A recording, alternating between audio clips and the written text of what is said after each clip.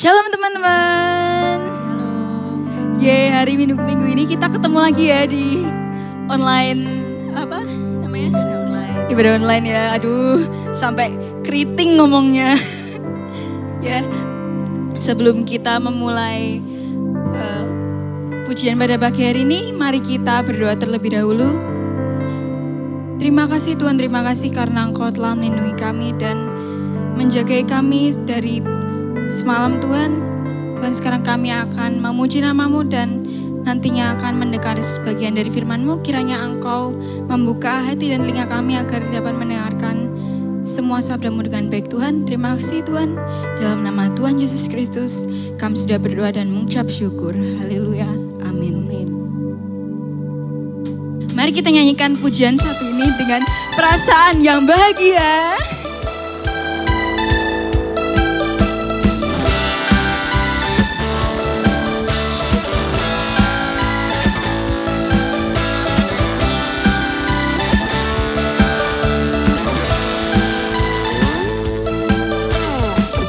Pelukis cakrawala merangkai jagat raya, pencipta alam semesta,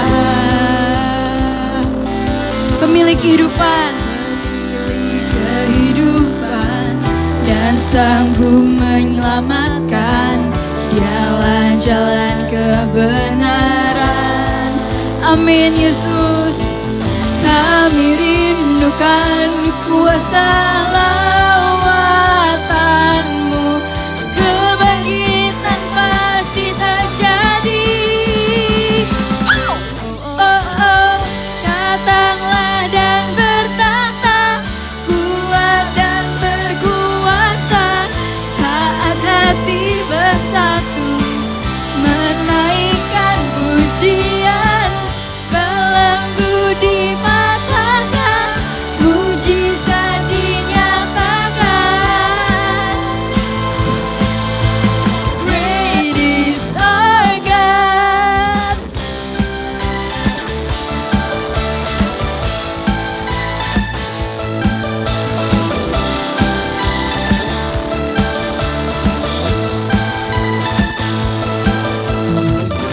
Pemilik kehidupan dan sanggup menyelamatkan.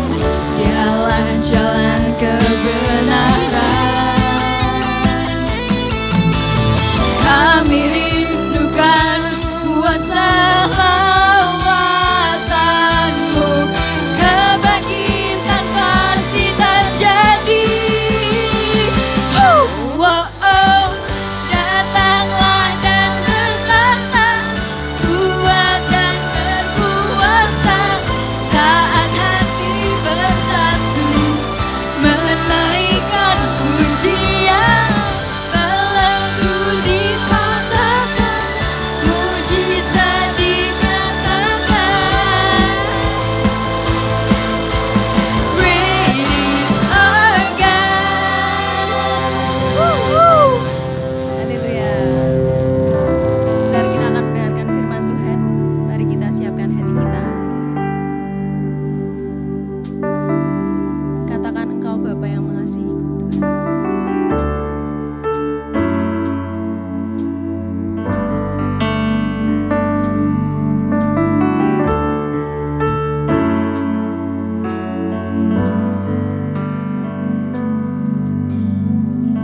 Bapa yang mengasihiku,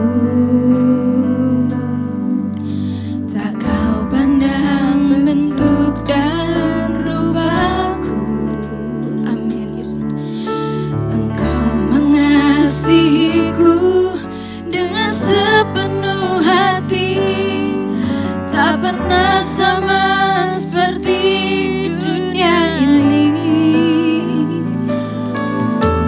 Engkau Bapa yang mengajariku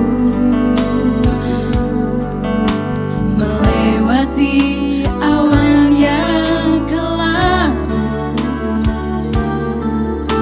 Kau yang buatku terbang bagai raja wali mengatasi mengatasi segala pencobaan. Kau Bapa-Ku yang baik, mengerti bahasa tetesan air mata, tak Kau biarkan ku berjalan sendirian, sebab Kau Bapa-Ku yang baik, Kau sungguh baik.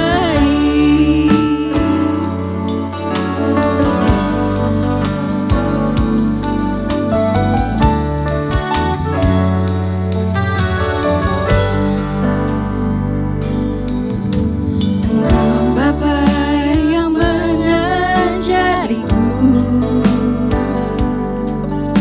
melewati awan yang kelabu.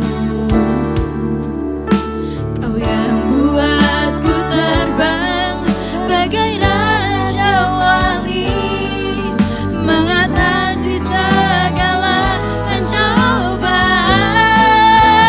Kau Bapa-Ku yang baik, mengerti bahasa tetesan air mata, tak Kau biarkan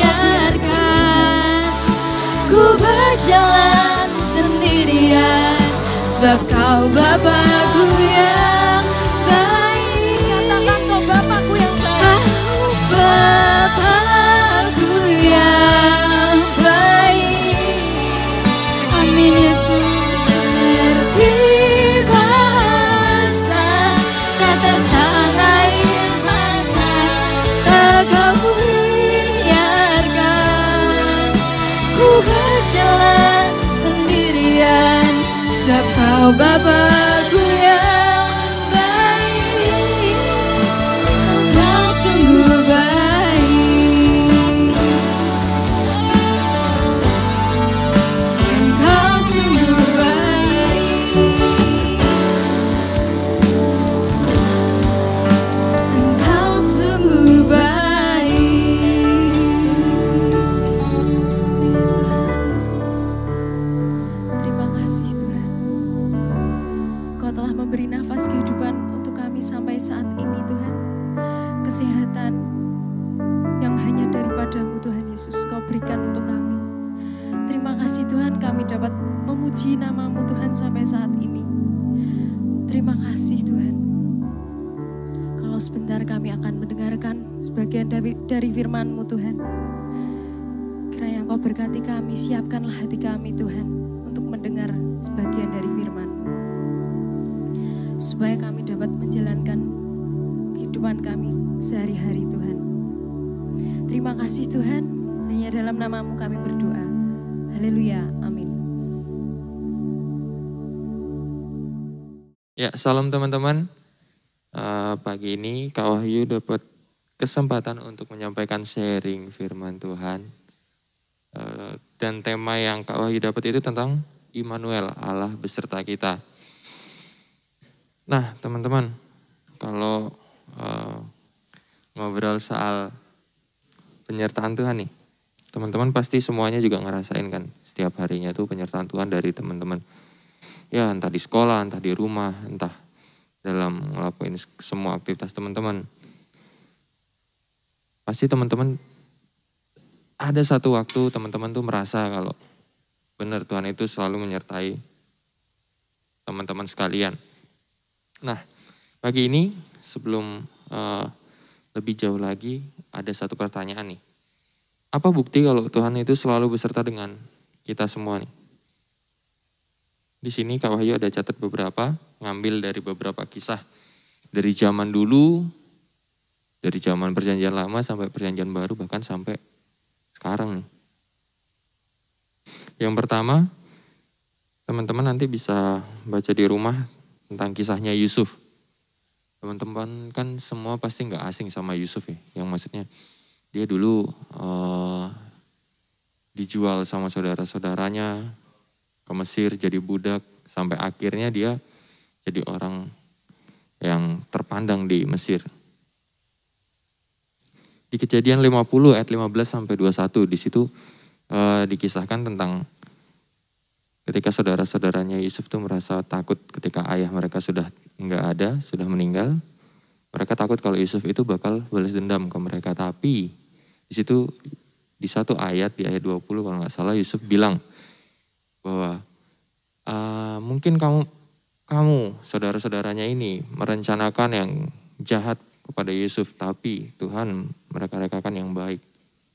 Bahkan melalui kehidupan Yusuf banyak orang yang terselamatkan waktu itu. Di situ salah satu bukti penyertaan Tuhan buat Yusuf. Yusuf banyak sekali mengalami persoalan, masalah, sampai masuk penjara, difitnah dan sebagainya. Tapi pada akhirnya apa? Tuhan memulihkan keadaan Yusuf ketika melihat Yusuf itu tetap hidup benar di hadapan Tuhan. Dan Yusuf boleh merasakan penyertaan Tuhan. Baik di penjara, baik dimanapun dia. Terus yang kedua, di sini ada Sadrak, Mesak, Abednego sama Daniel. Teman-teman pasti juga sudah tahu nih ceritanya nih. Itu dia ada di Daniel 3 sama 6. Di Daniel 3 itu bercerita tentang perapian yang menyala-nyala.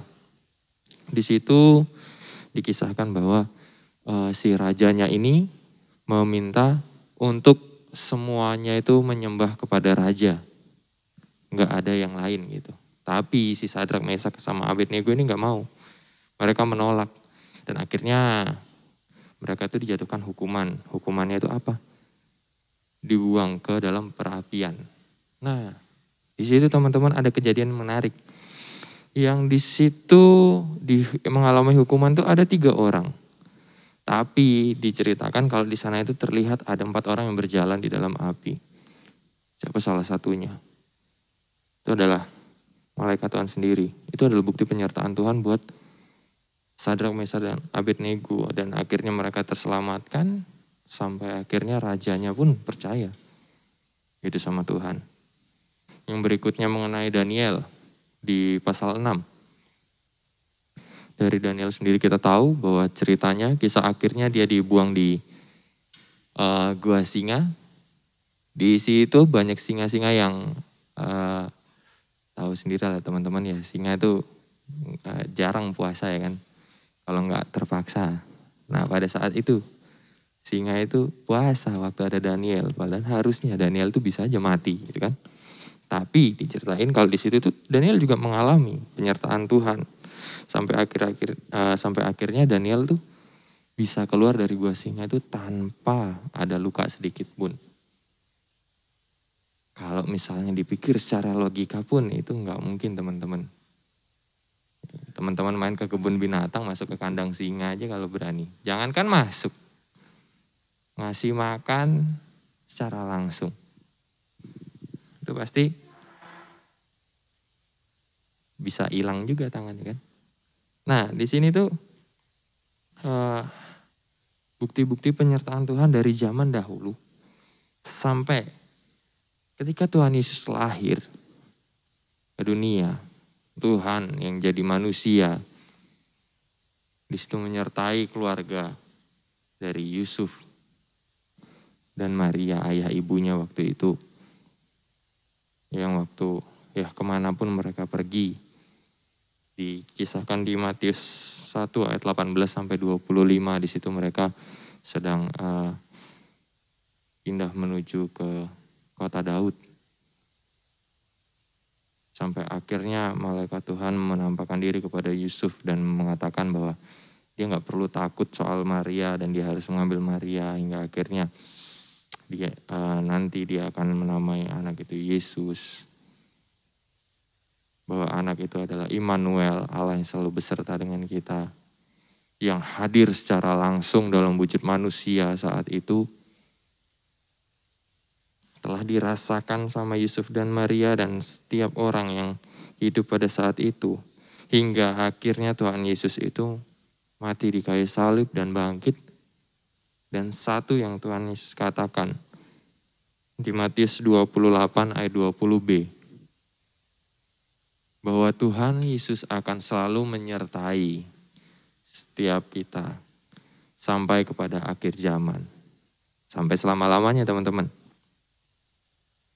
Kalau masih mau ditanya lagi, apa buktinya waktu itu? Kalau Tuhan Yesus misalnya masih menyertai setelah dia mati dan bangkit. Ada teman-teman. Kalau teman-teman baca di Kisah Para Rasul, di situ banyak kisah-kisah dari Rasul sendiri. Yang pertama di sini Kak Wahyu catat tentang Petrus dan Yohanes. Di Kisah Rasul 5 ayat 17 sampai 25. Ini banyak nih bacaan buat teman-teman di rumah. Teman-teman bisa baca kisahnya. Waktu itu Petrus dan Yohanes yang ditangkap, diadili dan dimasukkan ke dalam penjara. Itu teman-teman, hal yang luar biasa terjadi di penjara. Mereka dibebaskan sama malaikat Tuhan. Hal yang mungkin secara akal pikiran manusia itu nggak mungkin. Pasti orang-orang juga menganggap waktu itu bahwa kepala penjaranya sendiri yang membebaskan. Tapi kenyataannya kepala penjaranya pun bingung, ya kan? Di situ bukti penyertaan Tuhan buat Petrus sama Yohanes waktu mereka sedang mengabarkan Injil. Yang kedua masih ada lagi tentang Paulus dan Silas. Ini juga di Kisah Rasul 16 ayat 25 sampai 34. Nanti teman-teman bisa baca. Ini kisahnya menarik banget kalau teman-teman baca. Paulus dan Silas juga kisahnya hampir sama Petrus dan Yohanes waktu itu. Mereka juga sedang mengabarkan Injil dan mereka ditangkap, mereka masuk penjara.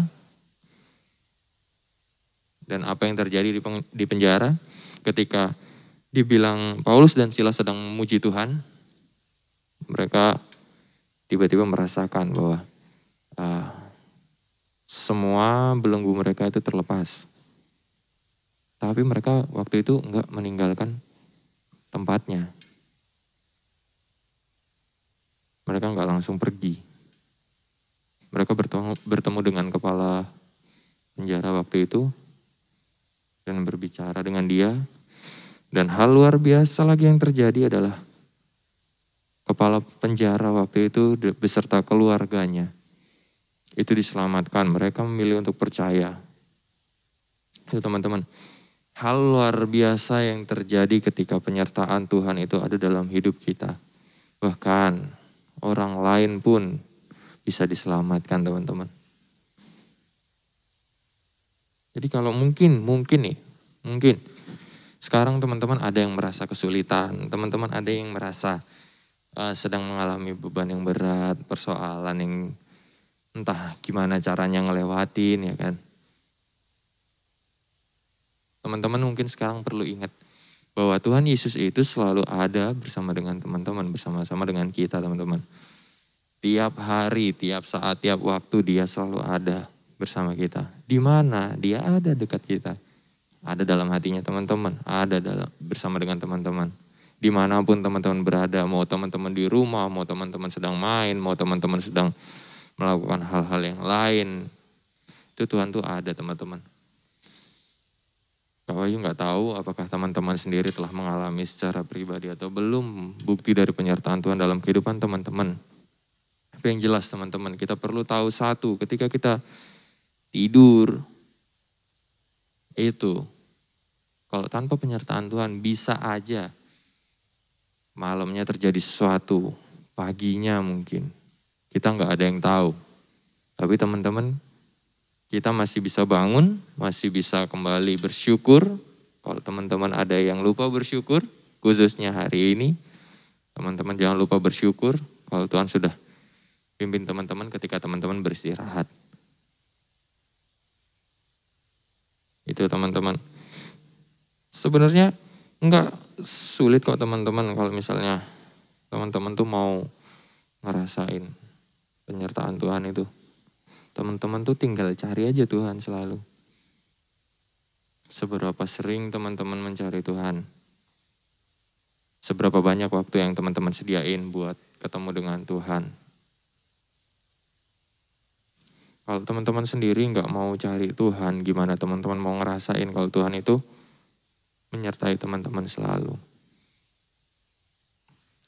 Di Matius 7 ayat 7 teman-teman, di situ dibilang, mintalah maka akan diberikan kepadamu, carilah maka kamu akan mendapat, ketoklah maka pintu akan dibukakan bagimu. Matius 7 ayat 7 berkata demikian. Carilah teman-teman, mintalah, pasti kamu akan dapat. Gitu. Sama kayak teman-teman ketika butuh Tuhan, teman-teman tinggal datang aja berdoa sama Tuhan.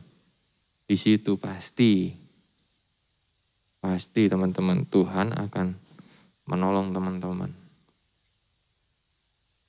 Mungkin teman-teman gak ngerasain secara langsung, misalnya bisa ada masalah besoknya langsung selesai, enggak. Tapi teman-teman bakal dapat kekuatan baru, dapat jalan keluar yang baru untuk menyelesaikan masalah itu. Sampai akhirnya nanti tuntas. Tuhan mengizinkan apapun terjadi dalam kehidupan teman-teman, itu untuk membentuk teman-teman, untuk membentuk kita semua menjadi lebih dewasa.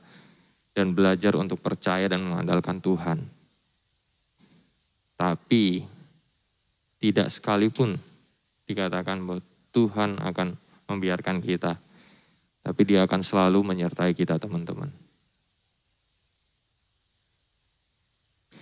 Kalau boleh sharing sedikit juga Kak Wahyu juga dulu mungkin ya. Dulu mungkin ngerasa kayak apalagi kalau misalnya ada masalah, pernah juga kayak sendiri gitu. Tapi setelah mengerti dan mau mencari, dan Tuhan izinkan untuk punya kesempatan boleh bertemu dengan Tuhan, di situ baru Kak Wahyu ngerti, ternyata Tuhan itu gak pernah ninggalin. Sekalipun nih buat dosa tiap hari kayak gitu, tapi Tuhan tuh gak pernah ninggalin. Tuhan tuh ada di situ. Apapun yang kita lakukan Tuhan tuh lihat. Tuhan tuh gak pernah ninggalin kita. Bahkan ketika kita jatuh terpuruk pun itu gak pernah Tuhan tinggalin. Di situ ada Tuhan, tinggal kita yang mau gak minta tolong sama Tuhan, berseru sama Tuhan, berdoa, mencari Tuhan. Itu. So, dikatakan bahwa Tuhan kita itu adalah Allah Immanuel, Allah yang selalu beserta dengan kita. Itu benar teman-teman. Mungkin ini yang Kak Wahyu bisa sharingkan pagi ini. Tadi ayat-ayatnya ada banyak tuh teman-teman, kalau mau dicatat boleh. Nanti teman-teman bisa baca bahwa penyertaan Tuhan itu luar biasa. Dan Kak Wahyu mau bilang untuk saat ini, selamat menikmati penyertaan Tuhan dalam kehidupan teman-teman masing-masing. Tuhan memberkati. Dan sebentar teman-teman, kita akan naikkan pujian terlebih dahulu sebelum kita berdoa.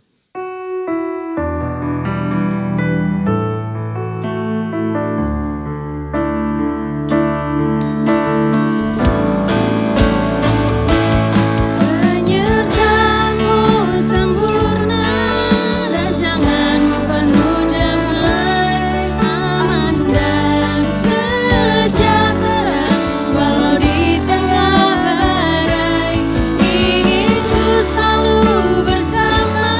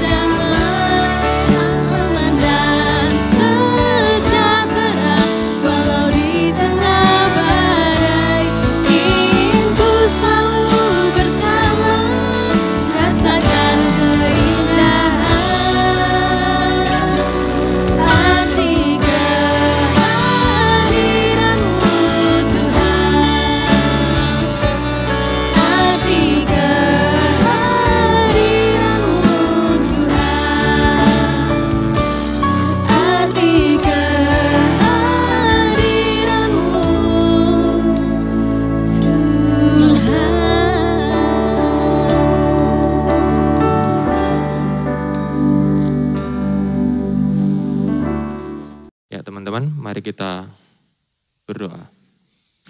Tuhan Allah Bapa kami dalam kerajaan surga, terima kasih Bapa yang baik. Kami mengucap syukur buat kesempatan yang Kau beri. Kami mengucap syukur buat penyertaan-Mu yang luar biasa Bapa dalam kehidupan kami sehari-hari Bapa.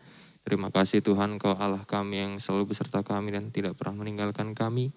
Ajar kami Tuhan untuk senantiasa mencari Engkau. Ajar kami Bapa untuk memiliki kerinduan lebih lagi akan Engkau Tuhan, sehingga kami boleh selalu merasakan Bapa bahwa Engkau ada bersama dengan kami dan tidak pernah meninggalkan kami. Terima kasih Tuhan Yesus yang baik, ajar kami untuk menjadi anak-anak-Mu yang setia Tuhan dalam mengiring Engkau. Dan dalam nama Tuhan Yesus Kristus Allah kami yang hidup, kiranya Tuhan senantiasa memberkati setiap anak-anak-Mu. Kami berucap syukur, haleluya, amin.